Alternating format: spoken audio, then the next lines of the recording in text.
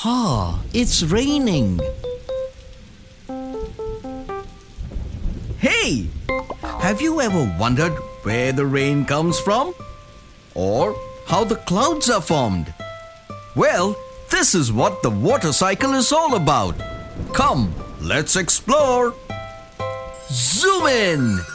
When the sun heats up the rivers and oceans, water becomes water vapor and it rises up in the air. This process is called evaporation. It is the first step of the water cycle. You too can see water vapor at home. Just tell your mummy to heat some water. And as the water gets heated, you'll be able to see the water vapor rising up in the air. When the water vapor reaches up in the sky, it turns into tiny droplets of water. These water droplets, along with various gases and dust particles, come together to form clouds. This is known as condensation. Now, hold a cold lid over the vessel in which you heated water. When you open the lid after some time, you'll be able to see water droplets on the lid. That's exactly what condensation is. When the cloud becomes too heavy and it cannot hold any more water inside, it bursts open to give out rain, hail, or snow. This is known as precipitation. As it rains, water gets collected in oceans, lakes, and rivers. It even seeps through the soil and becomes groundwater. Thus, water cycle is a continuous process of evaporation, condensation, and precipitation. Trivia time! Did you know that even plants sweat? That's called transpiration. That's why it rains more in places with more trees, like hill stations and forests. Sometimes snow directly turns into water vapor without melting into water. That's called sublimation. This happens a lot in cold countries. Oh, I need to run now. It's raining again. So this is me zooming out. Tune in next time for some more fun facts.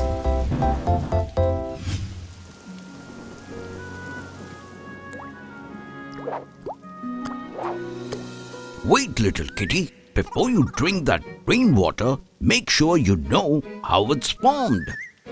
How? Well, that is what I'm here to explain. Hey friends, so in today's episode, let us have a microscopic look at the rainwater and answer a thirst-quenching question. How are rain droplets formed? Zoom in. Water, the reason behind our existence and one of the most crucial elements all living beings need to survive, grow, and stay hydrated. And the best part is, Mother Nature has provided it for us for free in the form of rain that falls from the sky through a process called the water cycle. The water cycle explains how Earth's water is always in movement and is constantly changing states from liquid to vapor to ice and back again. And if you are not aware of it yet, then do check our video on the same topic. The link is in the description below.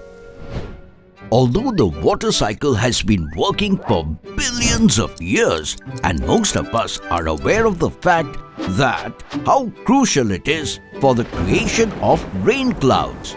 However, when it comes to the formation of raindrops, there is more to it than meets the eye. Yes, my dear friends, raindrops are not always as crystal clear as they appear. Somewhere inside of every raindrop is a tiny impurity consisting a touch of salt, a speck of soot, a grain of clay that's crucial to the raindrop's existence. And believe it or not, without these impurities, there would be no rain. Confused? Let me clear the water for you.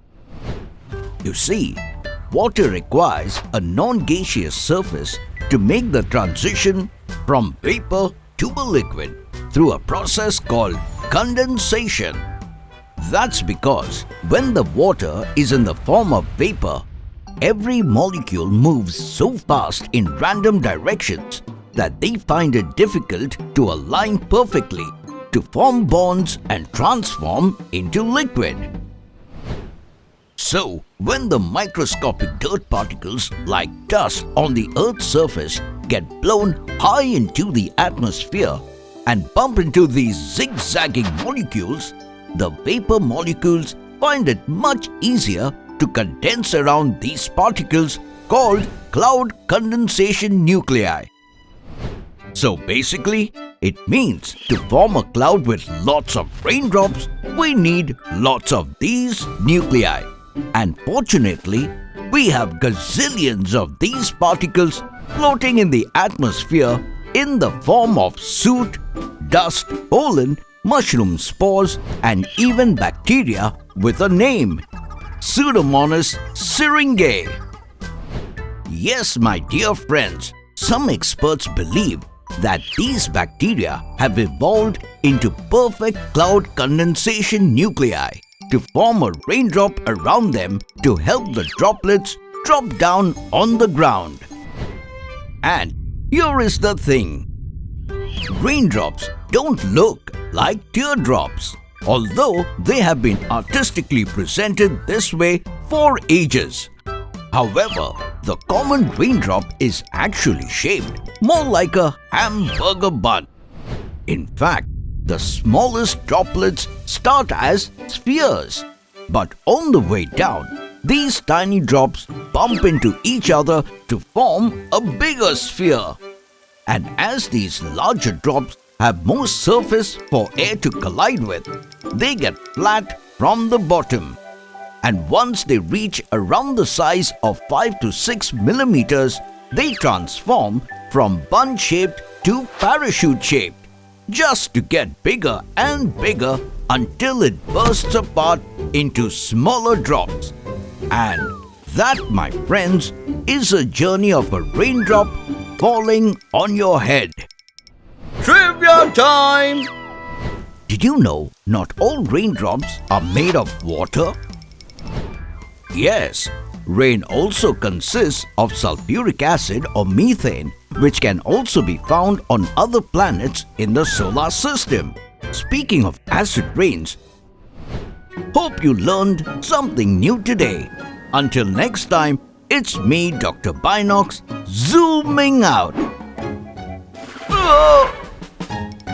Never mind. Hello there! Clouds are the best place to hang around. Ooh! Not when it's raining. Hey, look! The sun is here. My, what is that? Well, that's a rainbow. Come, let me tell you how a rainbow is formed. Zoom in. Wondering what this is, right? Well, this is a prism. It breaks a single beam of white light into several beams of light. Oops! Did I share the secret with you? I haven't.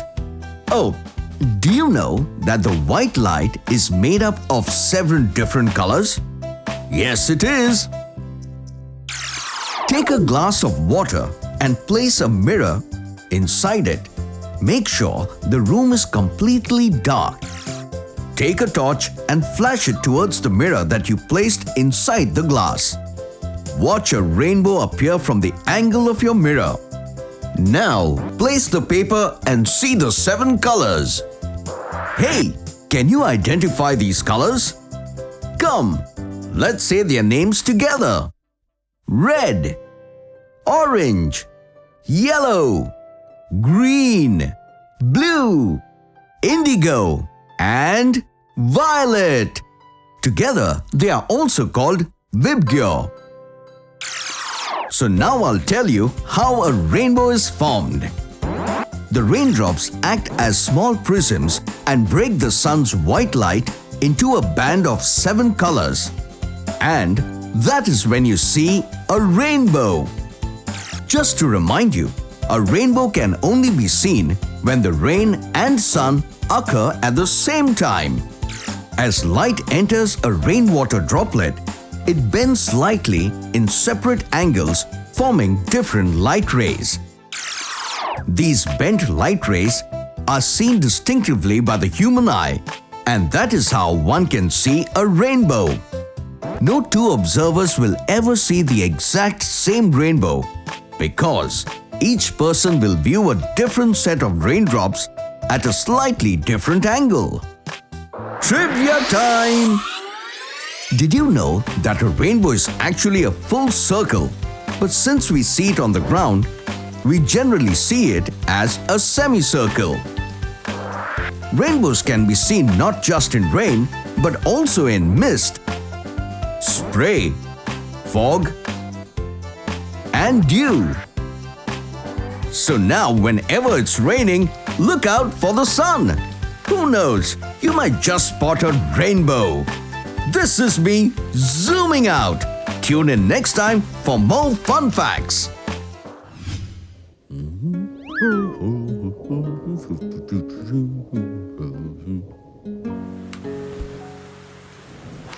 Whoa!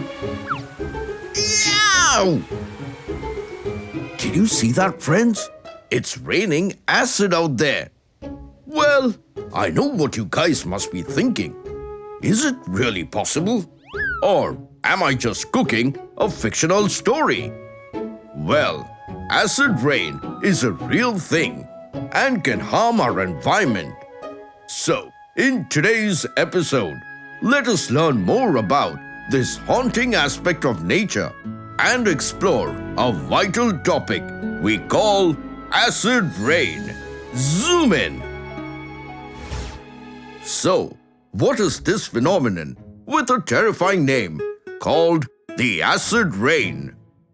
Well, we all know that rain clouds are formed of pure water, but sometimes gases such as sulfur dioxide and nitrogen oxide chemically reacts with the water and oxygen in the atmosphere and fall back to Earth in the form of acid rain, a shower which we don't want to take.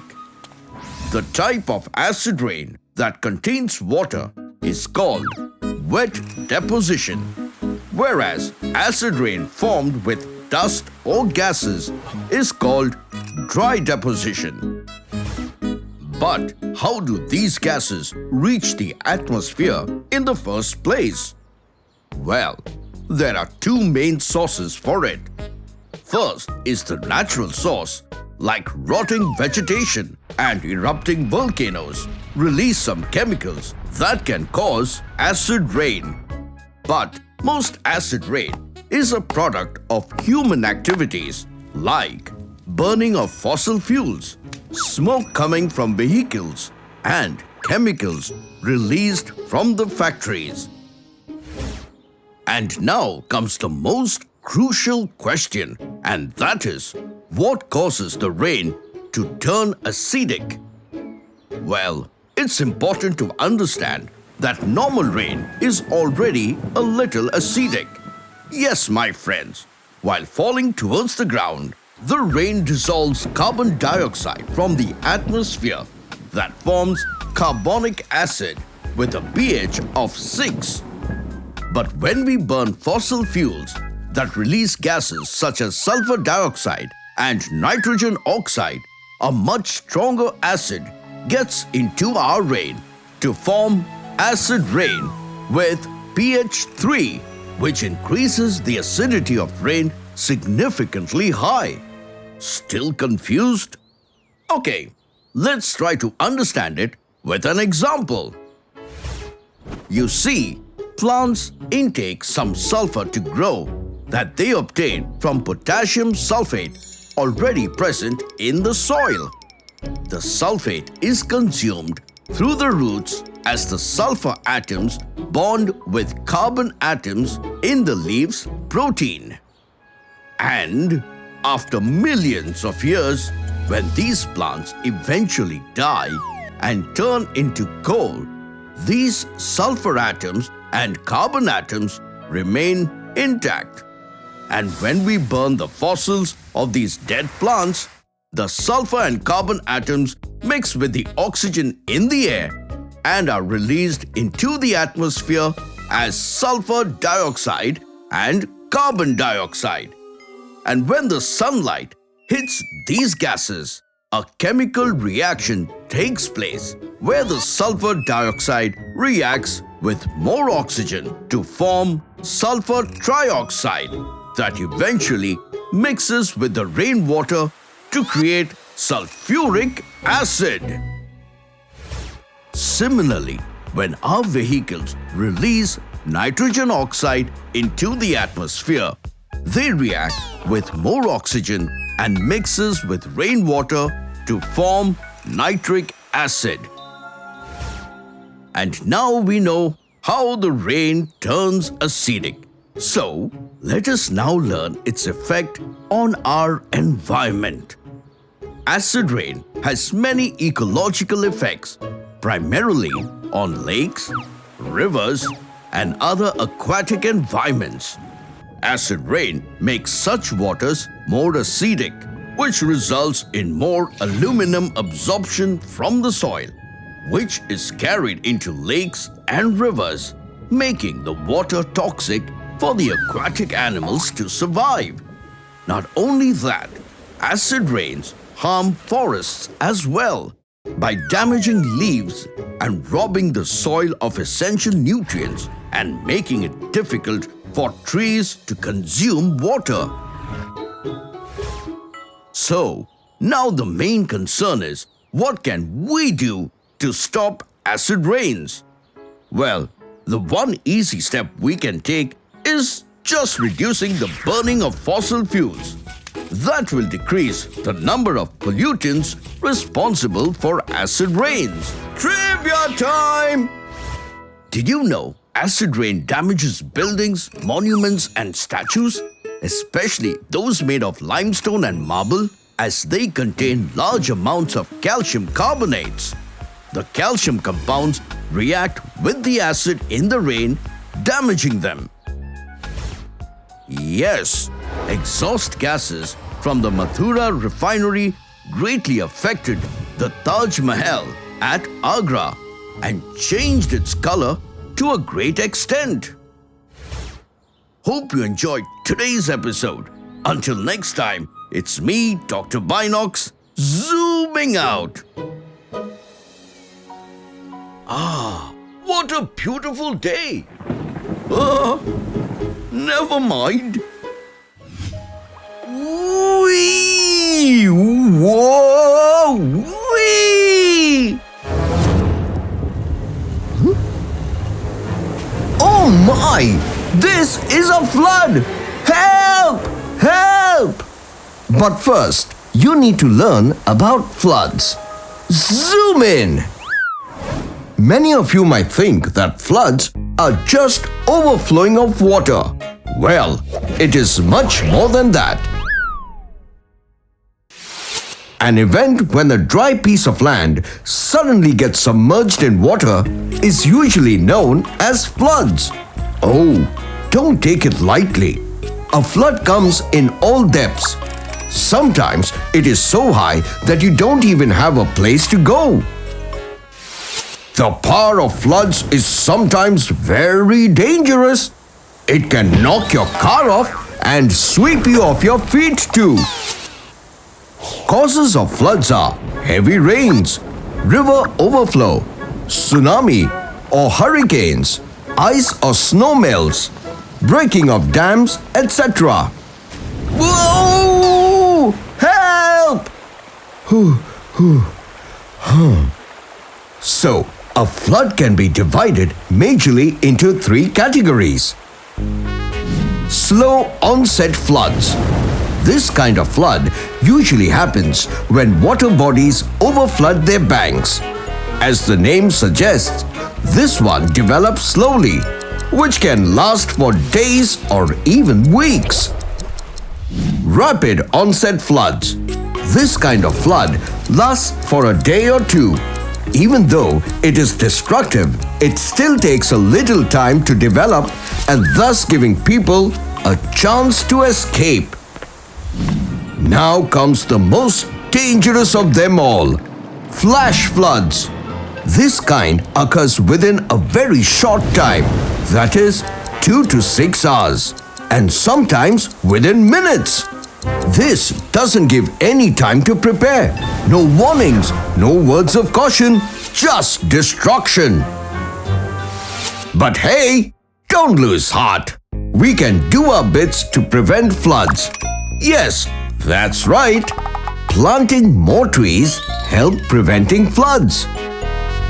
The roots of plants and trees dig deep into the soil and create spaces between soil particles, which help in seeping and holding on to floodwater. Trivia time! Floods can even occur in deserts. In ancient Egypt, people relied on the Nile River floods because they created enriched soil for farmers. This is me zooming out. Tune in next time for more fun facts.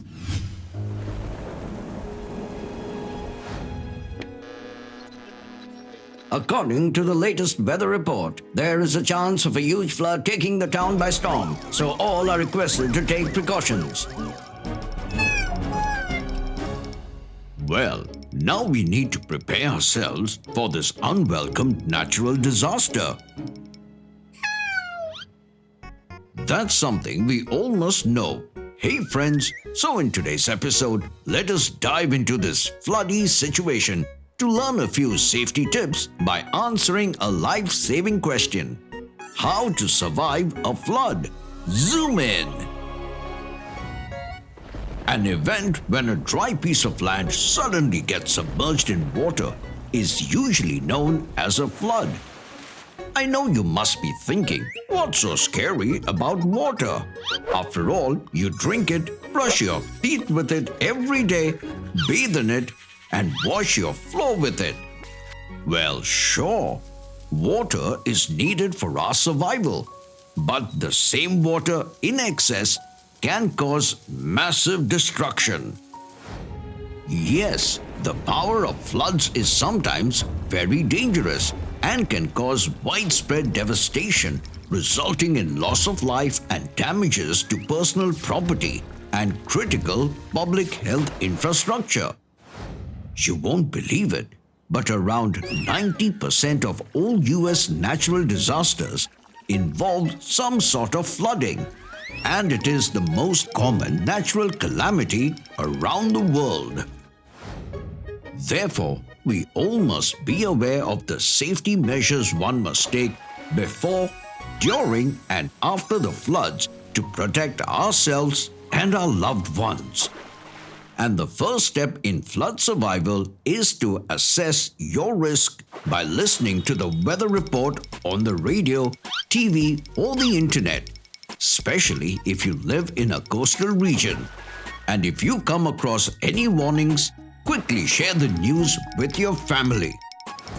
Then it is essential to stock up on first aid items, non-perishable foods, 3 gallons of water per person for 3 days, battery-operated radio for weather reports, extra batteries, a rope, and other personal hygiene necessities. Also, make sure to keep important documents in a waterproof container. And if possible, move valuables to higher shelves and make sure to switch off electrical appliances as it can cause electrical fires. But here is a thing, my friends. Floods aren't always a slow rise of water. And at times it can happen so quickly that we don't get any time to prepare. And that's why what you do during a flood is vital for survival. For that reason, the first thing you must do is always listen to adults and stick with your family no matter what. And most importantly, if your local authorities ask you to evacuate, please do it immediately and go to the top floor, terrace or roof of your house, or if possible, move out to the higher ground. But make sure to avoid getting into dirty water or jumping into it, as it may carry bacteria or can be vulnerable to electric shock, or worse, one can get dragged away and drown in it. And once you see the water level going down, wait for your local authorities to examine the place, and once they say it's safe, then return to your home with your family. But once you get down, do not rush into the water as it can be contaminated. So, let the adults clean the house and utilities before touching anything. And when all the water dries up, help your family keep the things back to where they were. Trivia time! Did you know the deadliest flood on record was the 1931 China floods, also known as the 1931 Yangtze-Huai River floods? Yes, this flood is also considered the deadliest natural disaster in recorded history. Until next time, it's me, Dr. Binocs, zooming out. Never mind.